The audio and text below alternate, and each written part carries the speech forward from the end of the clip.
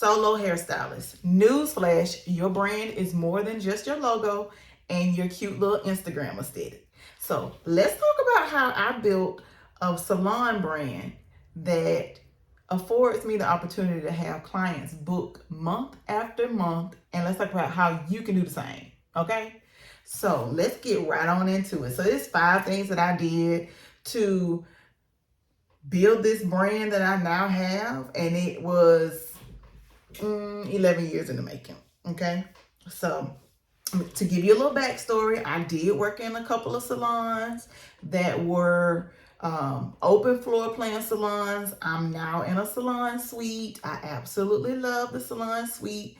It gives me everything I need. It gives me the salon setting, but it also gives my clients the privacy that they need. Okay, so that's one thing. I did go from an open floor plan salon to a salon suite. It gives more intimacy. It allows for more relationship building. It allows for clients to come in and ask questions and get comfortable. Some of my clients go to sleep on me and just let me do whatever I want to their hair. Some clients, they want to talk and look in the mirror the whole time, so I turn them around and I do that too. Okay, but I went from an open floor plan salon to a salon suite.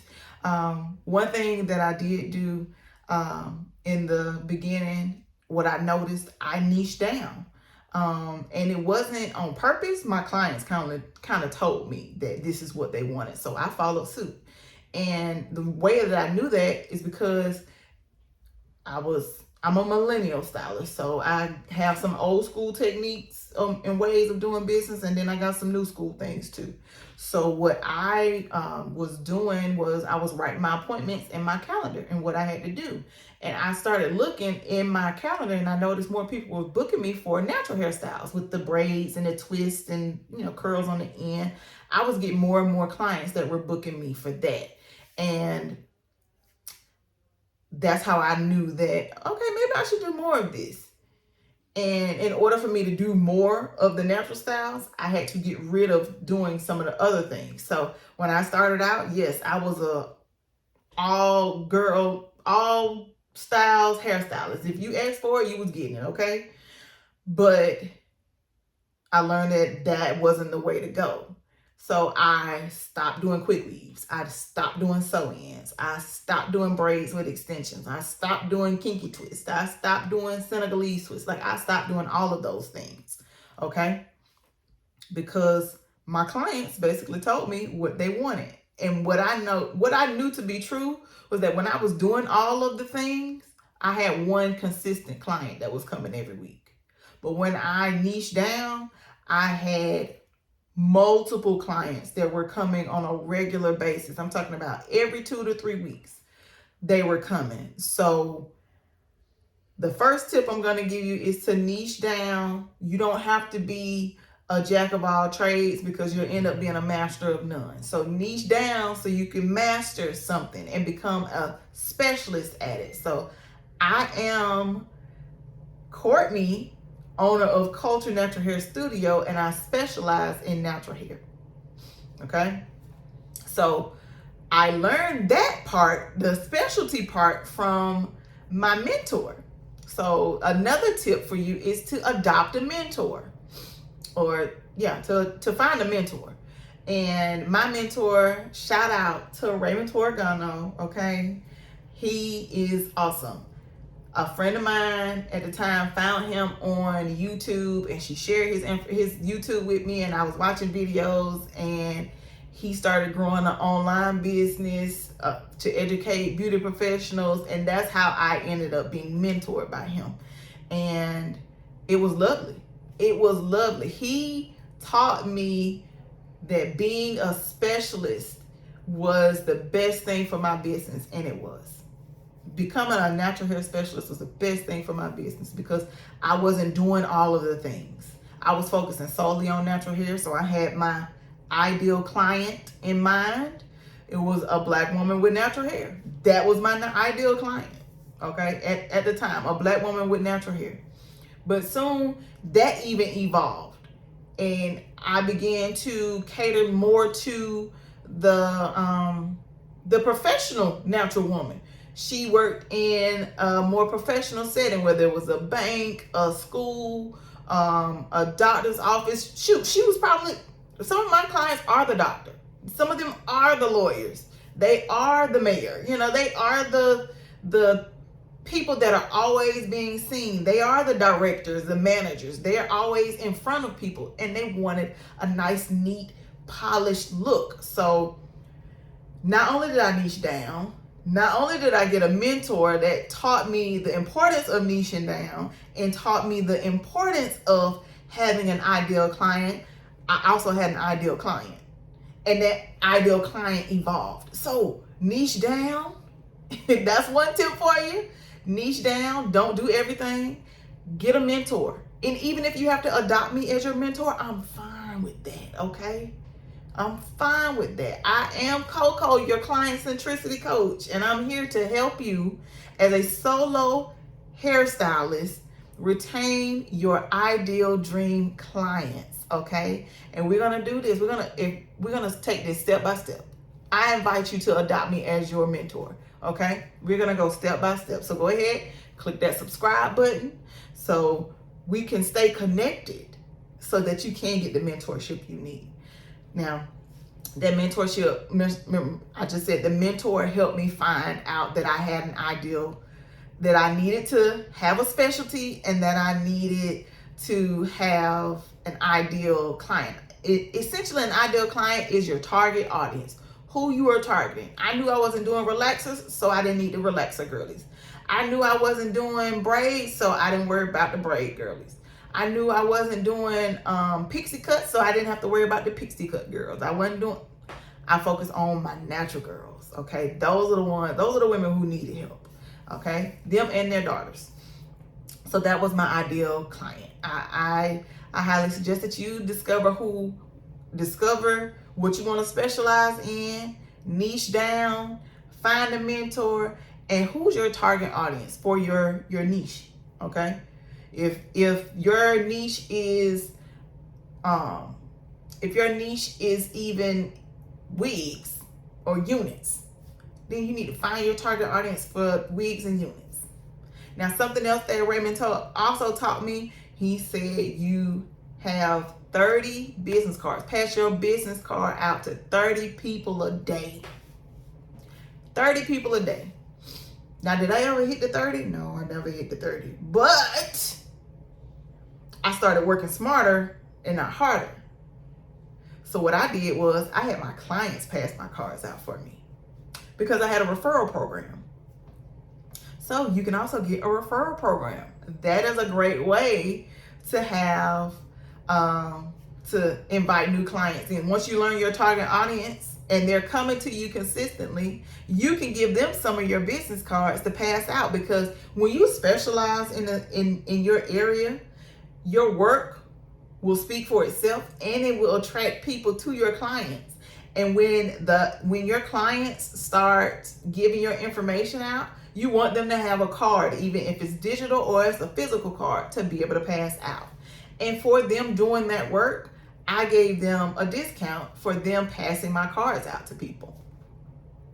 And that helped build my clientele. That got me in front of more people than I could get in front of physically. Because let's say I had 5 clients come in that day. Well, those 5 clients all got 5 business cards.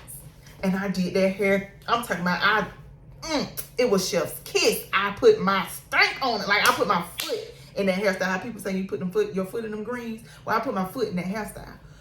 Well, those 5 people go and pass out those 5 business cards. Guess what? I just met 25 new people from my 5 clients. So having some business cards is a good idea too. And having some clients who are willing to pass out your business cards, because they're now loyal clients. They have found you, they love you, they want to stick with you, okay? And the reason being is because you have a unique brand perspective, okay? So your unique brand perspective is the thing that you specialize in, okay? And when you specialize in that thing, your clients know that that's your hook. You've hooked them because you do this one thing that nobody else does the way that you do it, okay? So they are willing to stick with you. They're loyal, and they're willing to pass out cards for you and willing to tell people about your business, okay? So in order for that to happen, you must also start to work your business like you are the owner of the business. So that's something that I had to do.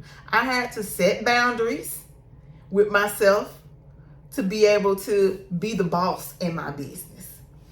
And that meant adhering to my own policies, making sure that I had the systems and tools to support myself in my business, making sure that I had done all of the paperwork on the back end to be able to be a legit business. Like, I had to boss up, okay? So I recommend that you boss up to build the brand that you desire, because all in all, your business is supposed to support the lifestyle that you want to live, okay?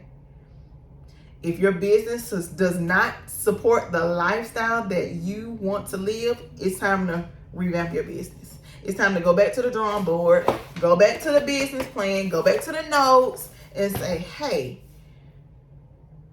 am I checking these boxes that I said I needed to check with my business? If I'm not, then let's adjust. If we need to scrap this whole plan and reinvent and start all the way over, we need to do that.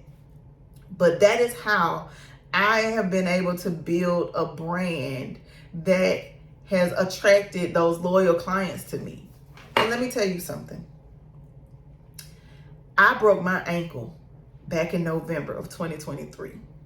I was out of my salon for 3 entire months, 90 full days. I could not work.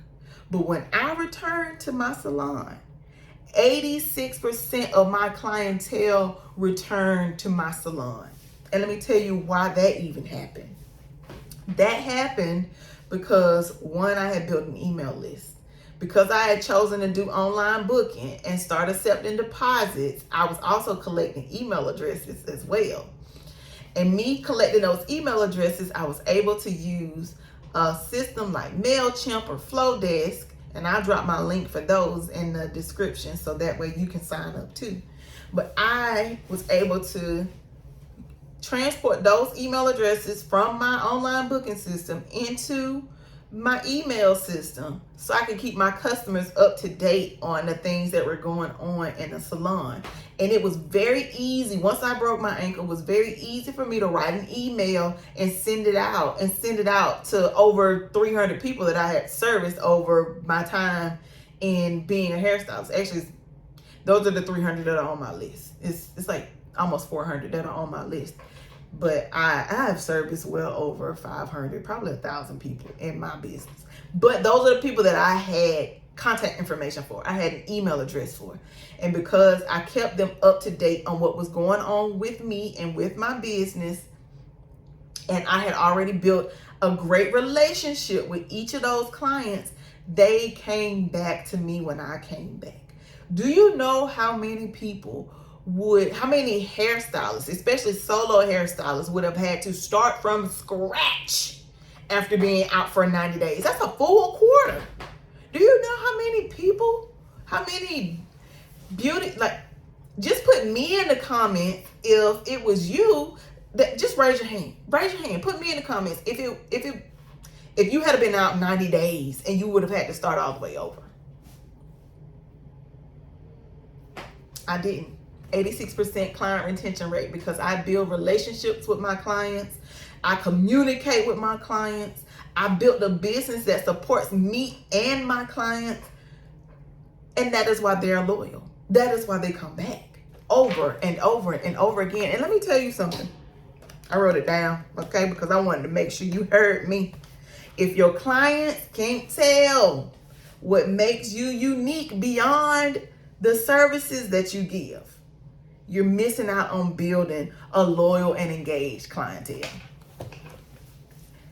So to build the brand is more than just the services you offer. Building the brand are the systems, the tools, the communication, not just Not just you and these flat irons. Anybody can use these flat irons. Anybody can cut some hair. Now, if the haircut is right or not, anybody can open a salon, but can you have a salon space that's gonna support your clients and giving them a cozy space to be in, to where y'all can have intimate conversations about what's going on in their life, what they have planned for the future, even just asking about what's going on in their head and how they can do better at home.